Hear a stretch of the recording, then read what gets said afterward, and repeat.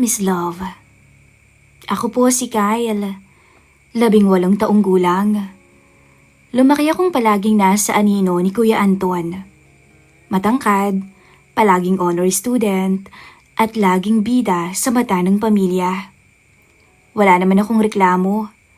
Nasanay na akong si kapatid ni Anton ang tawag sa akin. Pero isang bagay ang hindi alam ng kuya ko. Natikman ko ang magandang nobya niya na si Ate Samantha. Nung una ko siyang nakita, ordinaryong Sabado lang yun. Nasa sala ako at nakahiga sa sofa habang nakatutok sa cellphone ko nang dumating si Kuya Anton kasama ang isang babae. Agad akong napatingin. Grabe, ang ganda. Artistahin ang itsura. Maputing babae, mahaba ang buhok, at sa simpleng ngiti niya, parang biglang lumiwanag ang buong bahay. Ama, pa, siya nga pala si Samantha. Nobya ko, pakilala ni Kuya. Bakas sa boses ang kasiyahan. Ngumiti si Ate Samantha at magalang na nagmano kina Mama at Papa. Nang tumingin siya sa akin, saglit pa siyang ngumiti. Ikaw siguro si Kyle? Opo. Tango kong sabi. Para akong natulala. Hindi ko alam kung bakit pero ramdam ko agad na may kakaibang epekto siya sa akin. Parehas pala silang graduating na. Matalino din katulad ni Kuya Anton. Pambato si school nila, pati sa beauty contest. Lumipas ang mga araw. Halos linggo-linggo, dumadalaw si Ate Samantha. Madalas silang tumatambay ni Kuya sa may sala o kaya naman lumalabas. Ako naman, madalas sumisingit. Kunwari, kukuha ng tubig sa ref. O kaya naman ay uupo saglit sa may sofa. Hindi para makisali, kundi para lang makita siya. Minsan, dumating siya nang wala pa si Kuya. Nasa kusina ako noon. Bigla siyang dumating, dala ang isang maliit na paper bag. Hi Kyle, andito na ba si Anton? Tanong niya. Wala pa eh. Siguro pauwi na rin po yun. Sabi ko. Ganun ba? Sige, hihintayin ko na lang. Umupo siya sa may mesa. At ako naman ay nagpatuloy sa ginagawa. Pilit hindi pinapahalata na kinakabahan ako. Tahimik lang kaming dalawa hanggang sa siya na mismo ang bumasag ng katahimikan. Ikaw ba? Mahilig ka rin ba sa basketball tulad ng kuya mo? Tanong niya. Hindi masyado eh. Mas gusto ko pong mag-drawing. Sagot ko. Nagulat ako nung bigla siyang ngumiti. Talaga? Ako rin eh. Mahilig mag-sketch dati. Pero hindi na ako masyadong nakakapag-drawing ngayon. Anya. Doon nagsimula ang maliit naming usapan. Hindi ko inaasahan na makakahanap kami ng kahit maliit na koneksyon. Pero para sa akin, napakalaking bagay nun. Habang tumatagal, mas napapansin kong hindi ko na siya tinitingnan bilang nobya ng Kuya Anton ko, kundi bilang isang babae. Nanais ko pa o gusto ko pang makilala. Nakakahiyaman pong aminin, Miss Love. Pero tuwing nandito si Ate Sam, palihim ko siyang sinusulyapan. Ang paraan ng pagtawa niya, ang malambing na boses niya, pati ang simpleng pag-ayos niya ng buhok niya. Lahat yun, parang nakaukit sa isip ko. Minsan, nasa sala kami noon. Nanunood ng TV. Si Kuya abala sa may cellphone niya. At ako naman ay kunwaring nakatutok din sa palabas. Pero yung totoo, nakatingin ako kay Ate Samantha. Nung mag-angat siya ng tingin, dumiretso yun sa akin. Saglit kaming nagkatitigan. Napahiya ako, kaya dali-dali akong umiwas ng tingin. Narinig ko na lamang siyang mahinang natawa. Isang hapon, inutusan ako ni Mama na bumili sa may tindahan. Pagkabalik ko, nasa bahay si Ate Samantha, pero wala pa si Kuya. Nasa kusina siya noon kasama ni Mama, tumutulong na maghiwa ng mga gulay. Kyle, ikaw na nga muna magpatuloy dito. Pupuntahan ko lamang ang tita Letty mo. Sabi ni Mama bago lumabas at naiwan kaming dalawa ni Ate Samantha. Tahimik akong naghihiwa ng mga gulay habang siya naman ay abala sa kamatis. Maya-maya, bigla siyang nagsalita. Ilang taon ka na nga, Kyle? Tanong niya.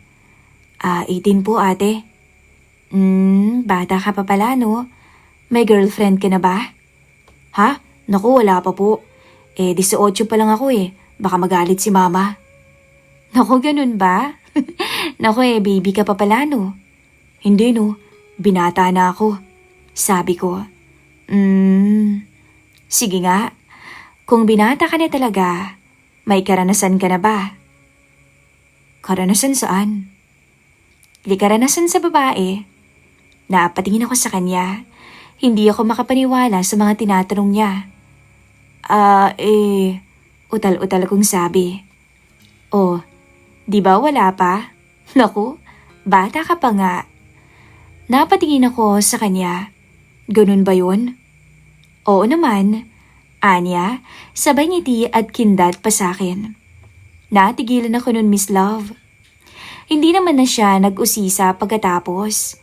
Pero mula noon, mas lalo kong kinakabahan tuwing magkasama kaming dalawa.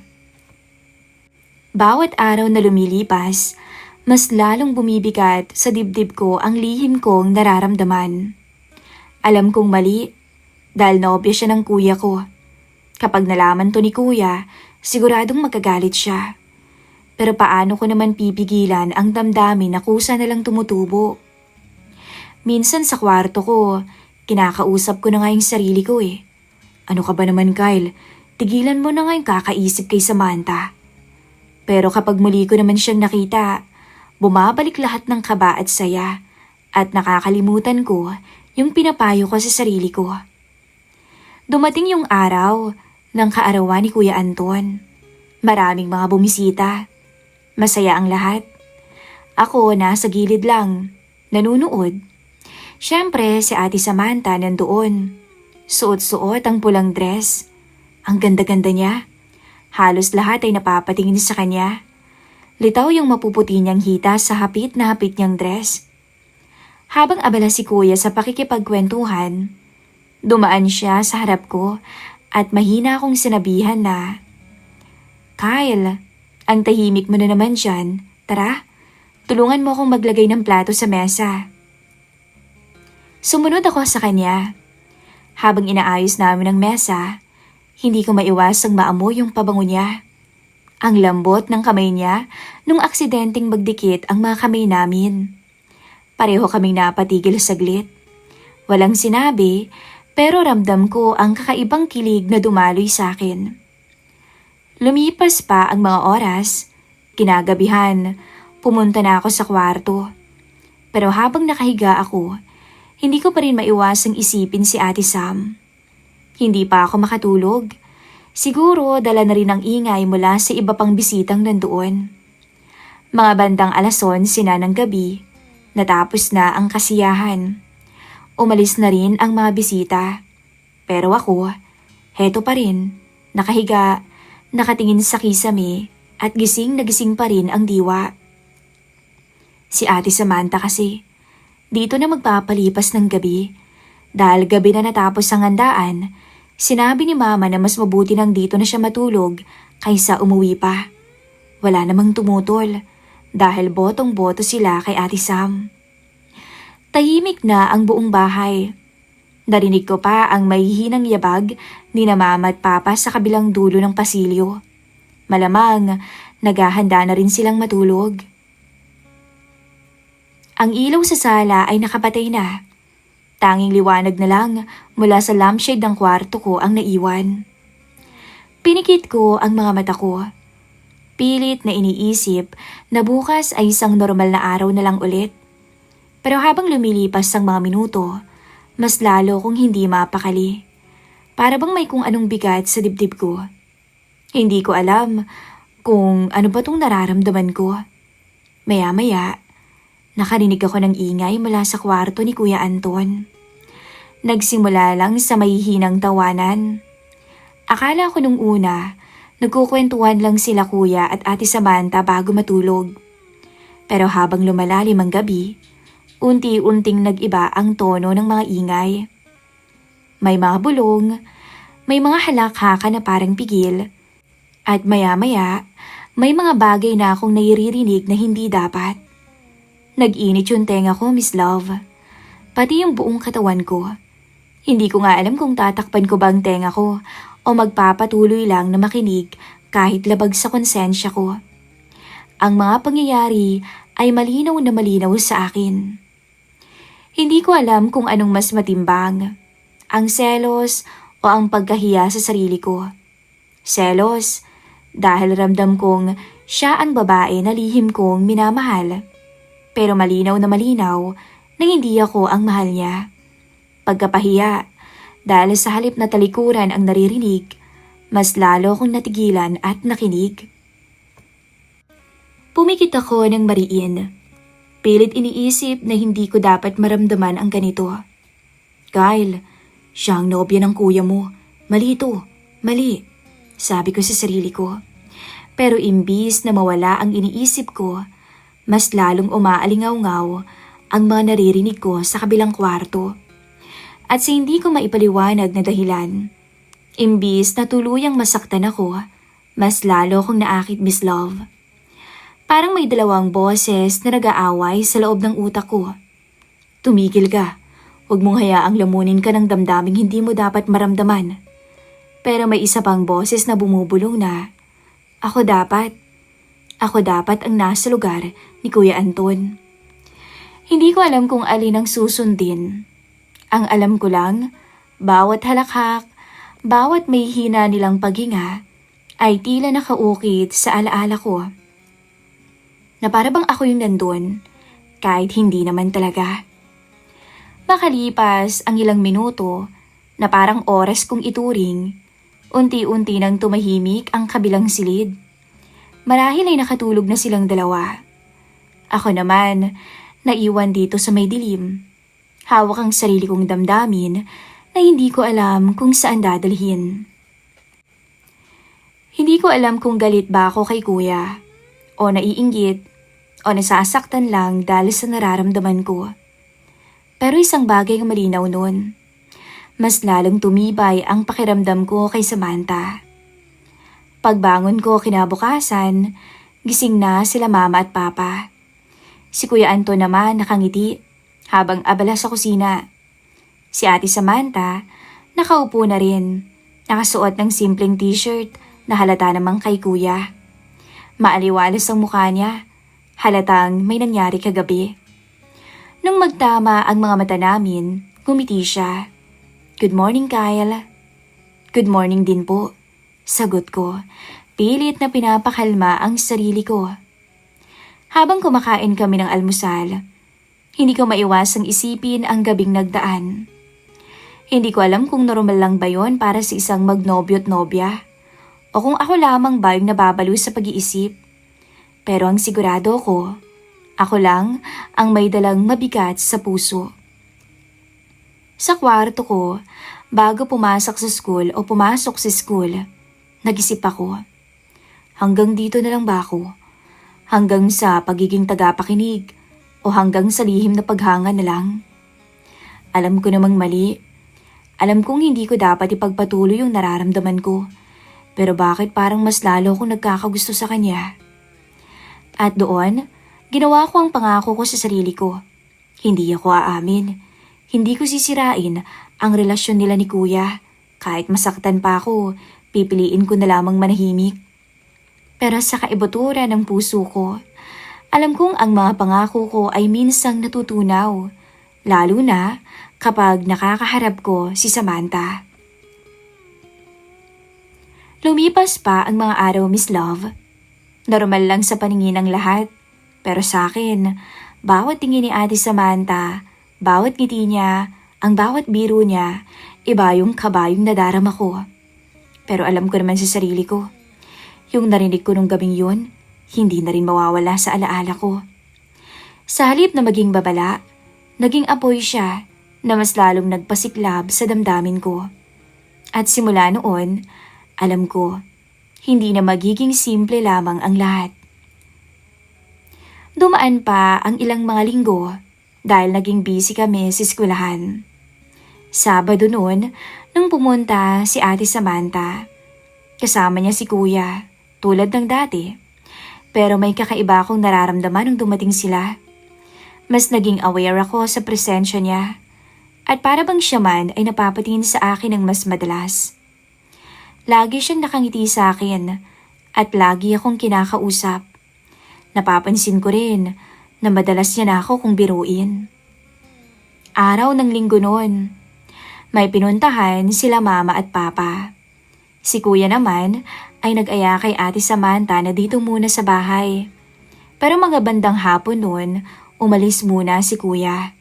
Sandali lang ako, may bibilin lang ako.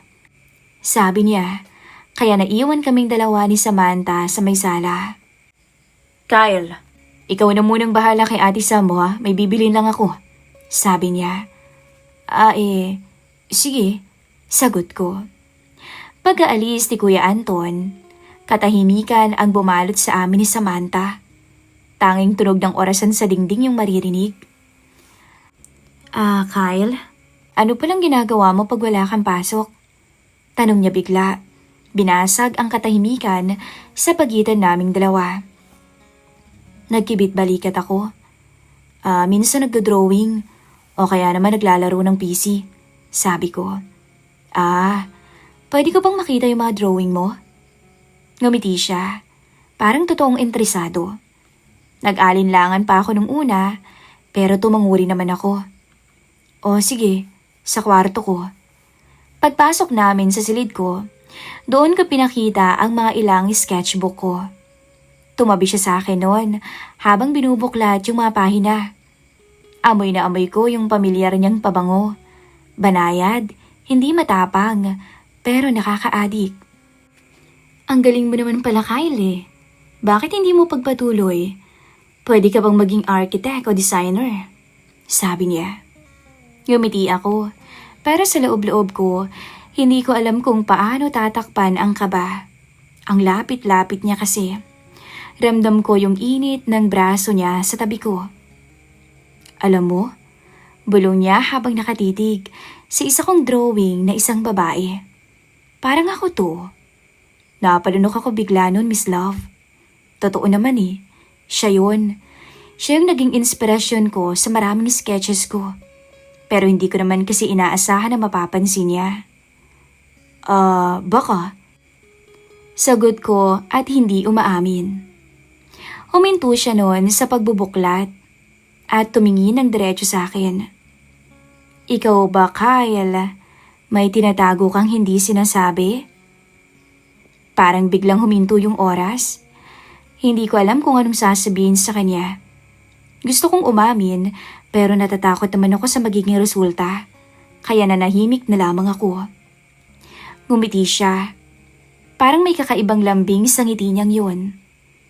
Alam mo, tahimik ka palagi.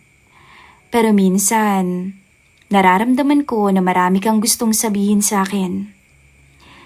Aminin mo nga sa akin, Kyle. May gusto ka sa akin, no? Malandi pa niyang sabi. Nagulat ako nung bigla niyang hawakan ang kamay ko. Walang salita, basta marahan lang niyang pinatong ang kamay niya sa akin. Ramdam ko yung malambot na balat niya at para ba akong nakuryente. Ate Samantha, may hina akong bulong na para bang ayaw kong marinig ng kahit na sino. Shh, sagot niya. Inilapit pa yung sarili niya sa akin. At bago pa ako makaisip kung tama o mali, naramdaman ko na lamang yung labi niya sa labi ko. Isang halik na nagsimula sa kaba, pero unti-unting naging mas malalim. Hindi ko na alam kung paano ako nakasabay. Basta ang alam ko, ang tagal kong inasam na mangyari to. At ngayon, nandito na, parang panaginip. Wala ka pang karanasan, di ba? Gusto mo, ako ang una? Pero wag mong ipagsasabi. Sikreto lang natin to, ha? Okay. Sabi ko na lamang na napatango-tango pa.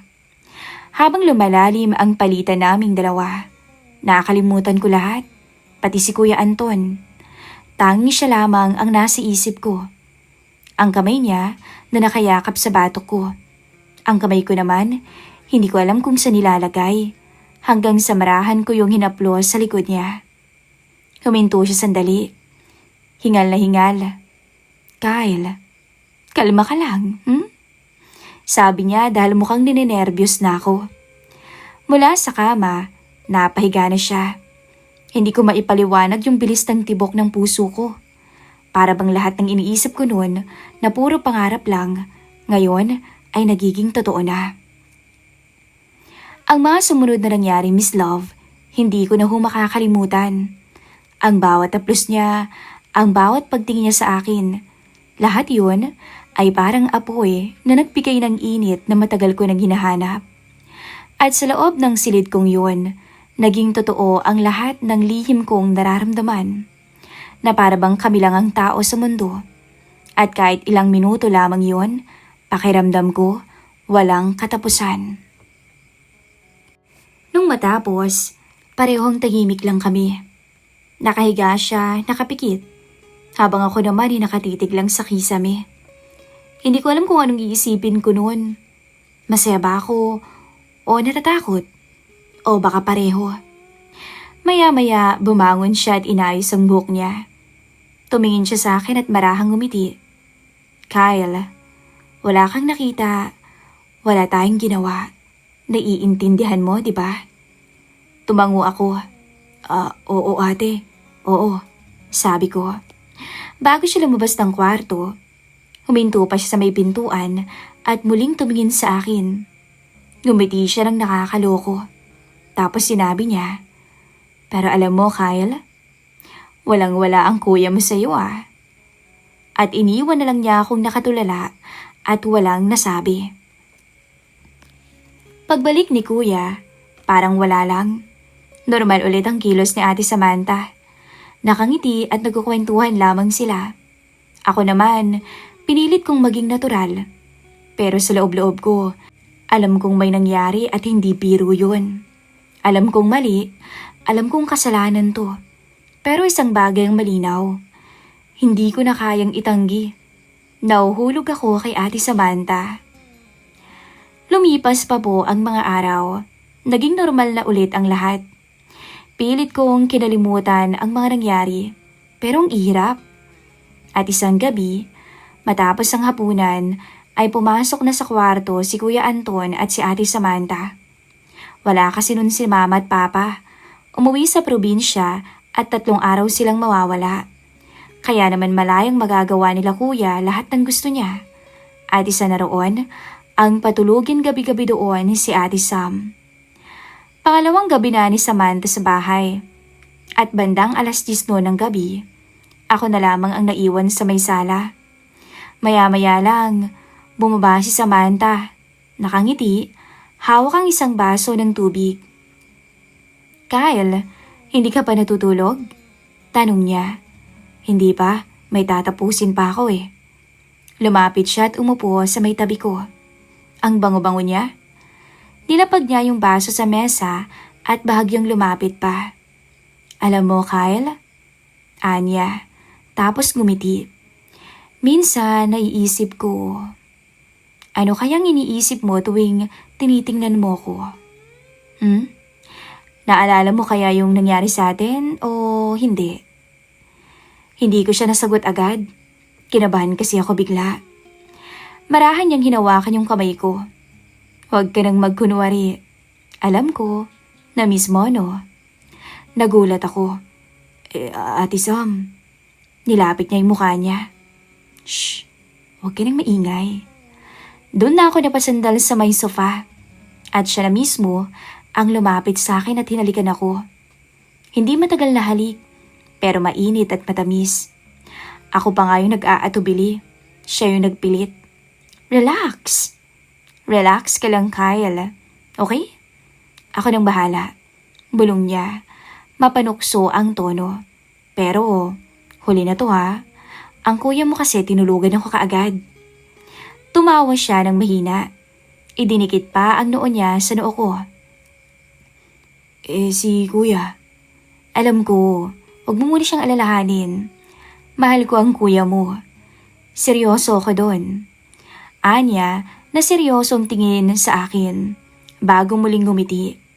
Pero bilang kapatid ka niya at alam kong wala ka pang alam. Kaya pinagbigyan na kita. Basta secret lang natin to ha, Kyle? Hindi dapat malaman ng kuya mo. Parang huminto ang mundo ko sa mga sinasabi niya. Hindi ko alam kung maiiyak ba ako o matutuwa. Sa loob-loob ko parang panaginip ang nangyayari. Hindi na siya naghintay ng sagot. Siya na mismo ang humila sa akin ng marahan. At nung gabing yon, Miss Love, nangyari ulit sa pangalawang pagkakataon. Hindi lang halik o hawak sa kamay. Taimtim, tahimik pero matindi. Habang sa kabilang kwarto ay natutulog si Kuya Anton. Hindi ko na alam kung ilang minuto na nagtagal. Basta ang alam ko lang, ang bawat bulong niya ay tumatak sa alaala ko. Matapos ang lahat, umupo siya. Inayos ang buhok at huminga ng malalim. Pagkatapos ay tumingin siya sa akin. Alam kong bawal to. Pero ayokong isipin mo na ginagamit kita ha? Pinagbigyan lang kita. Kasi nakikita ko kung paano ka tumitingin sa akin. Gusto kong maranasan mo bago ka naman makahanap ng totoong para sa'yo, Kyle. Pero dito lang. Hanggang dito na lang. Tumango-tango ako. Hindi ko alam kung paano sasagutin yun. May mga salitang gusto kong sabihin na gusto ko siya, na mahal ko siya, na sana ako na lang. Pero pinigilan ko yung sarili ko. Naiintindihan ko siya. Mahal niya si kuya. At ako ay isang lihim lang. Bago siya umalis, yumuko siya at hinagkan pa ako ulit sa pisngi. Yung secret natin ha? Huwag mong ipapaalam kahit kanino. Pili ang bulong niya ulit sabay kindat. Pagkatapos niyang umakyat, naiwan akong nakaupo. Nakatingin sa kamay kong nanginginig. Ang kwarto ko, ang bahay namin, lahat ay pareho pa rin sa panlabas, pero sa loob ko, iba na. Wala na akong maibabalik sa dati. Kinabukasan, parang wala lang. Masigla si Samantha. Habang nakikipagkwentuhan kay Kuya Anton sa mesa, nakangiti na para bang wala lang. Ako naman, nakaupo sa may gilid at tahimik, dala-dala ang lihim ng gabing yun. At doon, alam kong yun na ang huli. Hindi na dapat maulit. Kasi kahit ano pang pili ang biro o kapilihan, may mga damdamin na masyado ng mabigat para ipagpatuloy. Miss Love, ilang taon na rin ang lumipas mula nung mangyari ang karanasan kong ito kay Samantha. Graduate na sila ni Kuya at may magaganda na ring trabaho. Pero kahit ilang taon na ang lumipas, hinding-hindi ko siya makakalimutan. Ang gabing ang nobya ng kuya ko ang mismong nagbukas ng pinto para sa akin. At sa parehong gabi rin ay tinatakan niya ako ng isang lihim na pag-ibig na bawal. Hanggang dito na lamang po, Miss Love, ang aking lihim na confession. Ako po ulit, si Kyle. Maraming salamat po, Miss Love, sa pag-ere ng aking maiksing kwento.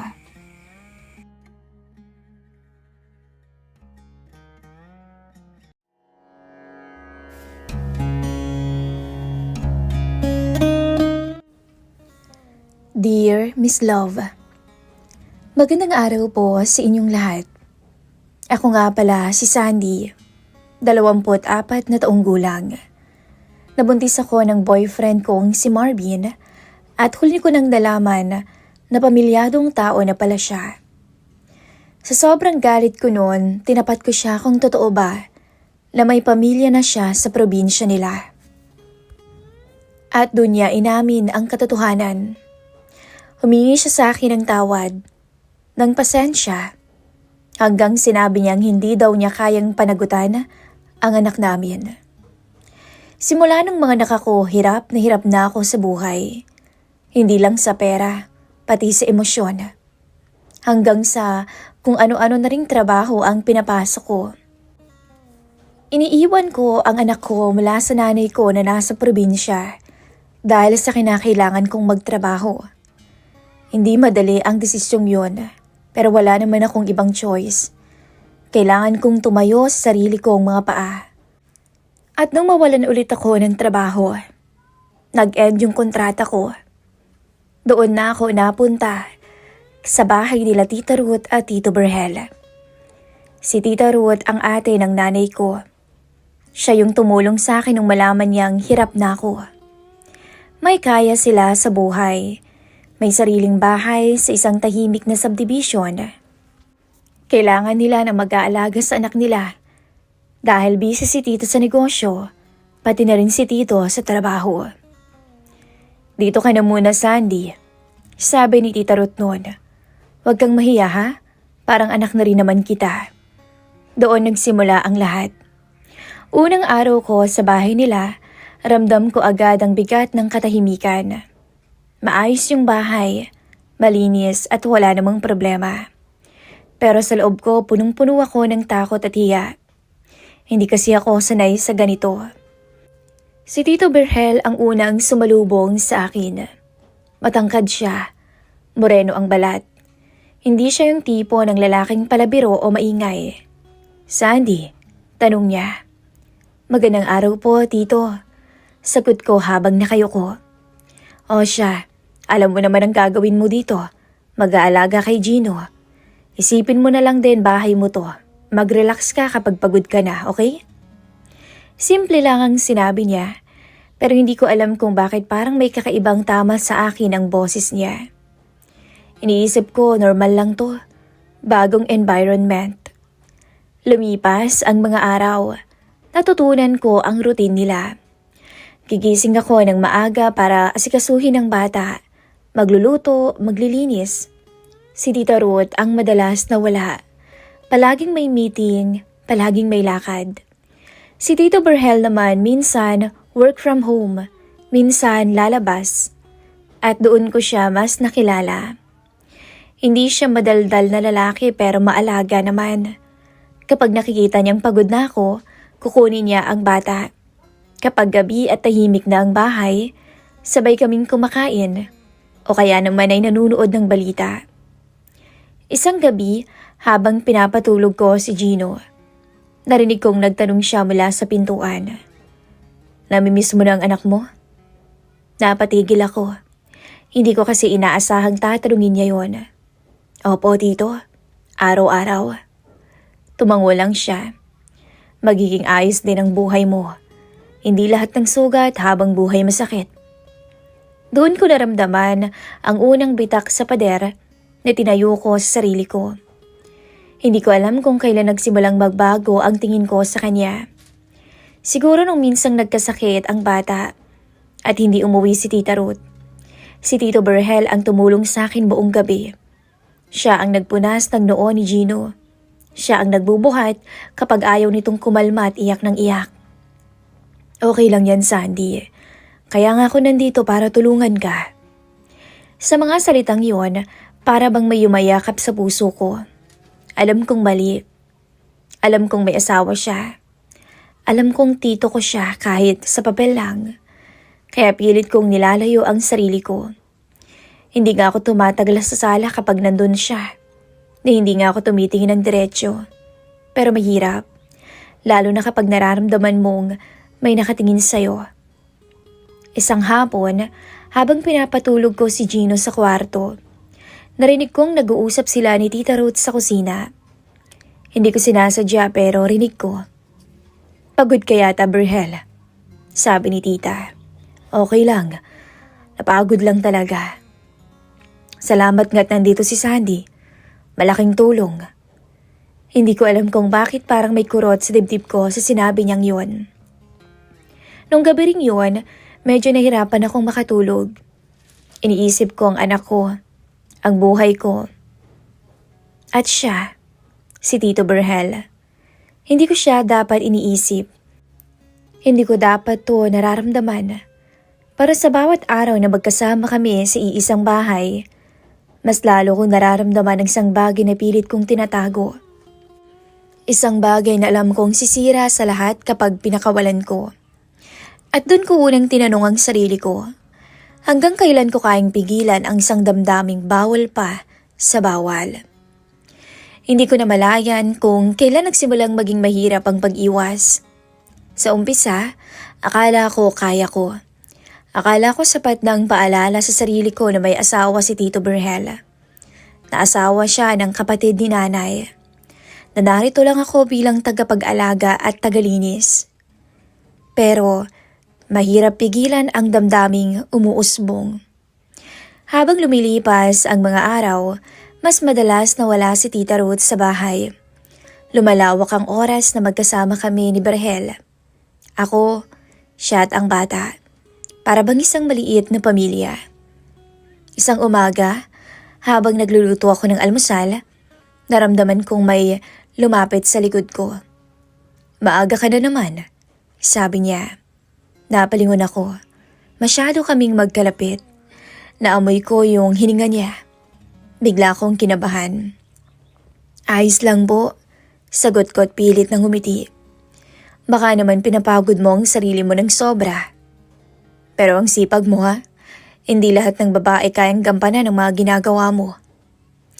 Hindi ko alam kung papuri ba yun o simpleng obserbasyon lang. Pero ramdam ko na uminit ang pisngi ko.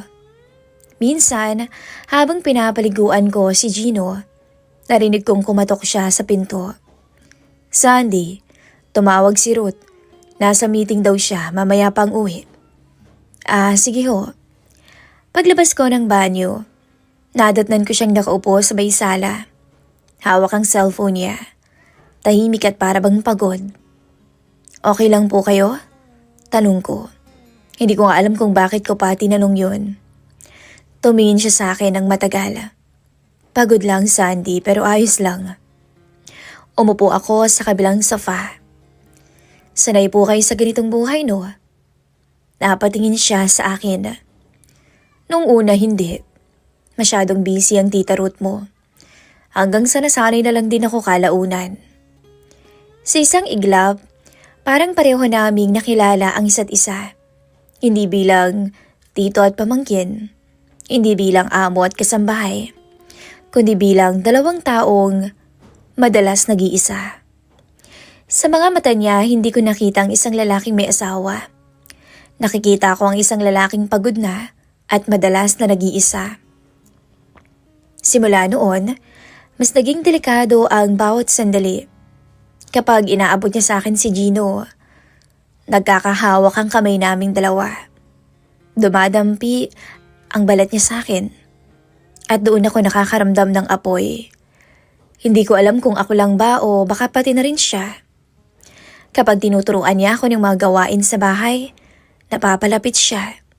Kapag sabay kaming kumakain, ramdam ko ang mga sulyap na pilit niyang iniiwasan. Hanggang isang hapon, umulan ng malakas. Nasa likod bahay ako, kinukuha ang mga damit sa sampayan. Nang bigla siyang lumapit. "Basang-basa ka na." "Ayos lang po, tito." Hindi niya ako pinatapos. Inabot niya ang tuwalya at siya mismo ang nagtakip sa ulo ko. Saglit lang yon pero ramdam ko ang kamay niya. Mainit. Nagtagpo ang mata naming dalawa. Sa sandaling yon, alam kong mali na ang lahat. "Sandy, pasensya na," mahina niyang sabi. Hindi ko alam kung saan ba siya humihingi ng paumanhin. Sa paglalapit namin, sa nararamdaman o sa sarili niya. "Okay lang ho, tito." Sagot ko pero hindi yun totoo. Kinagabihan, hindi ako makatulog. Iniisip ko yung anak ko ulit. Yung dahilan kung bakit ako nandito. At yung lalaking hindi ko dapat mahalin pero pilit namang pumapasok sa puso ko. Maya-maya nag-message ang nanay ko. "Kumusta ka dyan, Sandy? Mukhang miss na miss ka na ng anak mo. Iyak nang iyak palagi. Huwag mo siyang masyadong isipin, ha? Ayos lang siya dito at inaalagaan ko siya." Napaluha ako. Dahil sa loob ng bahay na yon, hindi lang trabaho ang natagpuan ko. kundi isang damdaming kayang sirain ang lahat. Kinabukasan, dumating si Tita Ruth na masigla, masaya, at walang kaalam-alam sa tensyong nangyayari sa bahay niya. Ang ayos ng bahay Salamat talaga Sandy ha. Napakalaking tulong mo. Ngumiti lang ako. Walang anuman po tita. Sa likod niya, nandoon si Tito Berhel. Hindi kami nagkakatinginan. Pero alam naming pareho, may something na. At kung hindi ko pipigilan ngayon, baka sa susunod na pagkakataon, hindi na ako makaatras. At doon ko naintindihan na ang tunay na thrill ng bawal na pag-ibig ay hindi ang mismong ginagawa, kundi ang pagpipigil na unti-unting pumapatay sa'yo. Kahit araw-araw kong sinasabi sa sarili ko na titigil ako, nalalayo ako kapag nandyan siya, na trabaho lang naman ang lahat. May mga gabi talagang mas malakas ang damdamin kaysa sa konsensya. At ang gabing yun, doon na kami tuluyang bumigay. Umalis si Tita Ruth ng maaga kinabukasan para sa isang out-of-town meeting. 2 araw siyang mawawala. Bago siya umalis, niyakap niya ang anak nila at ngumiti sa akin. Sandy, ikaw na munang bahala dito ha. Kayo na muna ng Tito Berhel mo. Tumango ako. Opo tita, mag-iingat po kayo ha. Normal lang na paalam. Wala namang kakaiba. Walang bakas na may unti-unti nang nasisirang linya sa loob ng bahay na iyon. Maghapon kaming hindi nag-uusap ni Tito Berhel. May mga sandaling magkakasama kami sa sala pero wala naman kaming imikang dalawa. Para bang pareho naming iniiwasan ng isa't isa. Parang takot sa maaaring mangyari kapag nagtagal pa kami sa iisang espasyo. Pero sa loob-loob ko, mas nakakatakot ang katahimikan. Kinagabihan, maagang nakatulog si Gino. Tahimik na ang buong bahay. Nandun ako sa kusina, nagliligpit ng mga pinagkainan namin. Nang marinig kong magsalita si Tito Berhel mula sa likod ko. Sandy? Napapikit ako bago pa lumingon. Parang alam na ng katawan ko ang susunod na mangyayari. Po? Sagot ko na pilit pinapatatag ang boses. Pwede ba tayo mag-usap? Isang simpleng tanong pero alam kong hindi yun simpleng usapan. Tumango ako. Wala na akong lakas para tumanggi. Umupo kami sa may sala. Magkalayo. Pero ramdam ko ang bigat ng presensya niya. Matagal siyang hindi nagsalita. Parang hinahanap ang tamang salita. O baka wala talagang tamang salita para sa sitwasyon namin. Alam kong mali. Sabi niya sa wakas. Nanikip ang dibdib ko noon. Gusto kong marinig mismo sa'yo. May nararamdaman ka rin ba? Doon ako napahinga ng malalim. Pagod na rin naman akong magpanggap. Pagod na rin akong itago ang katotohanan sa sarili ko. Natatakot ho ako, Tito. Pag-amin ko. Matagal ko na hong hindi nararamdaman ng ganito. Single mom ako. Sanay akong maging matatag. Sanay akong walang sinasandalan.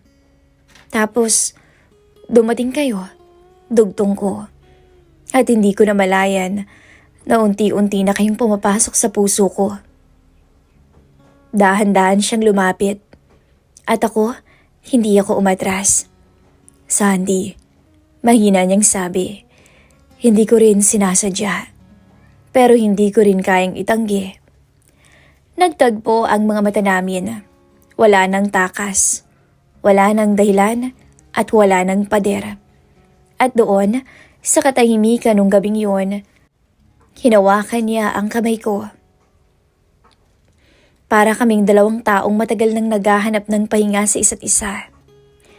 Dahan-dahan niya akong hinila papalapit. At ramdam na ramdam ko ang tibok ng puso niya. Ramdam ko ang sarili ko na nanginginig. At nang yakapin niya ako, Miss Love, doon na ako tuluyang bumigay. Hindi ko na inisip si Tita Ruth. Hindi ko na inisip ang mangyayari bukas. Ang alam ko lang, ng mga sandaling iyon, may taong yumakap sa akin. Hindi bilang kasambahay, hindi bilang pamangkin, kundi bilang isang babae na may damdamin. Sa bawat pagdampi ng labi naming dalawa, kakaibang apoy ang nararamdaman ko. At sa bawat haplos, lalo akong nahuhulog. Maya-maya'y namalayan ko na lang na nasa kwarto na nila kami, magkayakap habang pinupunan ang pangangailangan ng isa't isa. Pagkatapos noon, magkatabi kaming nakahiga. Hindi kami nagkatinginan agad. Pasensya na ho kayo, tito. Bulong ko. Wala kang dapat ihingi ng pasensya dahil hindi ko naman pinagsisisihan ang nangyari sa atin. Natawa ako ng mahina kahit may luha sa mga mata. Lumipas ang oras, bumalik ako sa kwarto ko. Pero hindi agad ako makatulog. Nakahiga ako at nakatitig sa kisame. Iniisip kung paano nagbago ang lahat sa loob ng isang gabi. Kinabukasan, parang bulto ang pakiramdam ko sa sarili kong katawan. Gumalaw ako sa bahay na parang walang nangyari. Nagluto at naglinis. Inalagaan ng bata. Si Tito Berhel, ganun din. Pero sa bawat sulyap, sa bawat sandaling magkakalapit kaming dalawa, alam naming pareho na hindi na kami katulad ng dati. Alam kong hindi yun isang beses lang. At ang mas nakakatakot, paano kung hanap-hanapin ko siya? Paano kung hanap-hanapin ko ang isang bagay na kailanman ay hindi pwedeng maging akin? Hindi ko na matandaan kung kailan nagsimulang maging normal ang lahat. Noong una, sinasabi ko sa sarili ko na minsan lang yun. Isang pagkakamali na hindi na uulitin. Pero ang problema, sa mga lihim na kasunduan, kapag walang malinaw na hangganan, unti-unti itong nagiging sistema. At ako, ang unang nasanay. Tuwing umaalis si Tita Ruth, parang may otomatikong pagbabago sa bahay. Alam namin pareho ni Tito Berhel ang ibig sabihin ng katahimikang yon. Hindi na kailangan ng salita. Isang tingin lang, isang maikling tanong, tulog na bang bata? At pareho na naming alam kung saan patutungo ang gabi. Hindi na ako nagtatanong kung tama pa ba to. Hindi na rin ako nagtatanong kung hanggang kailan ba. Ang alam ko lang, sa tuwing may mangyayari sa amin, may kakaibang pakiramdam ng seguridad pagkatapos. Dahil alam kong hindi niya ako pababayaan. Single mom ako. May anak akong umaasa sa akin. At kahit ayokong aminin, doon nagsimulang pumasok ang dahilan kung bakit hindi ako agad tumigil sa relasyon naming dalawa ni Tito Berhel. Isang gabi, matapos ang sandaling magkasama kami sa maliit na kwarto, nakaupo lang ako sa gilid ng kama, nagsusuot ng damit. Nagsalita ako. Tito, mahina akong tawag. Lumingon siya. Bakit, Sandy? Nag-isip muna ako. Nanginginig ang kamay ko noon. Hindi ko alam kung paano sisimulan, pero kailangan kong sabihin. May problema po kasi ako eh. Sa anak ko. Umupo siya sa tapat ko. Anong problema? May sakit kasi siya eh. Tapos may utang pa kami sa tindahan. Nahihirapan po kasi akong pagkasyahin yung sahod. Natahimik siya. Hindi siya sumagot kaagad. Doon ako kinabahan. Baka mali. Baka mamaya sa puntong to itaboy na niya ako. Magkano bang kailangan mo? Tanong niya sa wakas. Hindi ako makatingin ng diretso. Kahit kaunti lang po, malaking tulong na yon, Tito Berhel. Tumango siya. Wala nang tanong. Kinabukasan, may sobre sa mesa ng kusina. Wala namang pangalan, pero alam kong para sa akin yun. At doon nagsimula ang lahat. Tuwing may kailangan ako, Miss Love, gamot ng anak ko, pangbayad sa utang, panggastos, siya ang hinihingan ko ng tulong. At sa tuwing lalapit ako, hindi lang pera ang binibigay niya. Unti-unti, naging madalas. Minsan sa isang linggo, minsan 2. Palagi yun kapag wala si Tita Ruth. Kapag gabi, palaging may dahilan. At sa bawat pagkakataon, mas lalo na akong nilalamon ng konsensya. Minsan, Habang naglalaba ako sa likod ng bahay, lumapit siya. Sandy, sabi niya, baka naman napipilitan ka na lang. Gusto mo bang itigil na natin to? Hindi ko po kaya. Sagot ko agad. Nagulat siya at napatingin sa akin. Hindi dahil sa inyo, kundi dahil sa sitwasyon ko, Tito Berhel. Naiintindihan niyo naman ako, hindi ba? Doon ko nakita ang lungkot sa mga mata niya. Parang doon lang niya tuluyang naintindihan kung gaano nakalalim ang kasalanang ginagawa namin. Hindi ko na alam kung pagmamahal ba ang nararamdaman ko o takot lang sa kahirapan. Hindi ko na alam kung babae ba akong nagmamahal o ina na desperadong kumakapit. Isang gabi, nag-text siya habang nasa kwarto ako. Kailangan mo ba ulit? Opo, Tito. Pasensya na po kayo. Pumunta ka sa sala kapag tulog na si Gino. Naupo ako sa kama, hawak ang cellphone. Ramdamang bigat ng mga desisyon. Pero bumangon pa rin ako. Dahil sa puntong yon, parang yun na lang ang alam kong paraan. Para mabuhay. Kulang na kulang ang sinasahod ko. Gatas pa lang ng anak ko ay hindi na yun sasapat. Kaya kailangan ko rin talagang dumiskarte. Pagbalik ko sa kwarto, may hawak na naman akong sobre. Mas makapal, mas mabigat. Umupo ako sa sahig at umiyak. Hindi ako masaya dahil alam kong may kapalit ang lahat ng to. At ang pinakamasakit na katotohanan, hindi naman niya ako pinipilit. Ako ang kusang bumabalik. Dahil sa mundong to, si Tito Berhel ang naging sandalan ko. Sa paraang alam kong mali, pero totoo. At sa bawat gabing nauulit ang lahat, mas lalo kong nararamdaman na hindi ito matatapos ng walang masasaktan. At mas nakakatakot o mas natatakot ako sa tanong na unti-unting sumusulpot sa isip ko. Hanggang kailan ko naman kayang ibenta ang katahimikan ng konsensya ko kapalit ng pera. Hanggang sa dumating Miss Love ang kinakatakutan kong sandali. Hindi pala kailangang mahuli kayo sa akto. Minsan, sapat na ang cellphone. Isang mensahe, isang larawan na hindi ko dapat pinadala. Nagsimula ang lahat sa isang umaga na akala ko ay normal lang. Nag-aalmusal kami nung lahat sa kusina. Nandun si Tita Ruth, pero may kakaiba sa kilos niya. Hindi siya nagsasalita at sobrang tahimik niya. Hindi niya tinitignan si Tito Berhel at ako hindi niya ako binabati. Ramdam na ramdam ko noon ang bigat sa loob ng bahay. Akala ko noon pagod lang siya. Hanggang sa maya-maya, matapos akong maghugas, bigla niyang sinabi o tinawag ang pangalan ko. Sandy. Napatingin ako. Nanginginig ang kamay ko noon habang hawak ang kutsara. Pumasok ko sa kwarto namin pagkatapos niyan. Hindi yun pakiusap. Utos yun. Sumunod naman ako nung matapos ako. Sa bawat hakbang papasok, parang may humihila pababa sa dibdib ko. At pagpasok ko, nakita ko siyang nakaupo sa gilid ng kama.